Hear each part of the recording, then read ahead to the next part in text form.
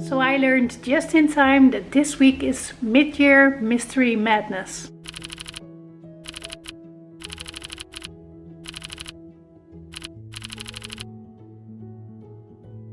So I picked out two very different mysteries because I like to mix it up in my reading. I picked one Victorian mystery and one that just came out. The Victorian mystery is the Leavenworth case by Anna Catherine Green. She was a detective fiction writer who really inspired Agatha Christie, and so far I'm really enjoying it. It reminds me of Mary Roberts Reinhardt's book The Window at the White Cat in the sense of humor and the themes. It also reminds me of Wilkie Collins because of the plotting. And what's interesting is that I discovered that the last three old mysteries that I read, like really old ones before Golden Age, that they all have the motivation of a kind of damsel in distress situation. This one too. It is about a lawyer who is a junior partner in a law firm in New York and is confronted with the shocking murder of a well-known merchant and philanthropist Horatio Leavenworth, who was shot through the head in his library, and the evidence shows that all the doors and windows were locked. So it indicates that it must have been somebody from the household, and the suspension falls on the man's nieces, Mary and Eleanor, and lawyer Everett Raymond, who is quite charmed by the ladies, and investigator Ebenezer Grice team up to find out the truth. This was her first one, but definitely not the last book featuring the detective Ebenezer Grice. She went on to write, I think, 10 more.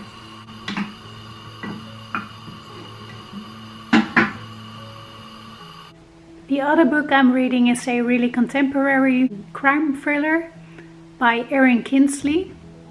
I read one book of her, I think last year, which was titled Found. She discusses some really hard topics, but it's so sensitively done that I'm open to it, and it's even a kind of testimony that there's beauty to be found in hardship, especially if you have the right people around you.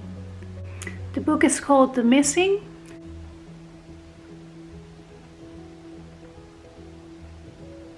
And it's about a mother who walks into the sea one really fine summer day and never comes back.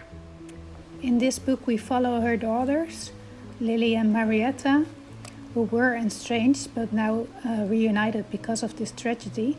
And we're following a seemingly different story about D.I. Fox, who is almost retiring and working cold cases. And there's one case involving a death of a baby, which he just cannot let go.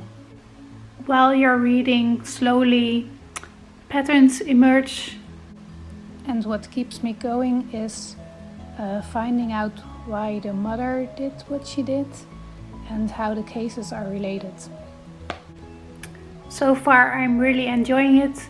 It has some beautiful descriptions of people and places, and it is suspenseful, but it's more like a quiet suspense than a page turner. But it still keeps me reading. Thinking about mysteries this week, I realized how much I enjoy them, and that even the non-fiction I read is somehow mystery related.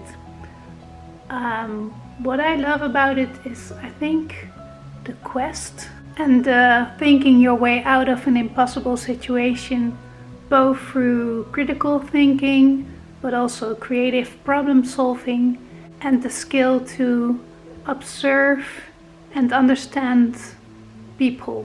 Do you like reading mysteries? And if so, what is it about them that you enjoy?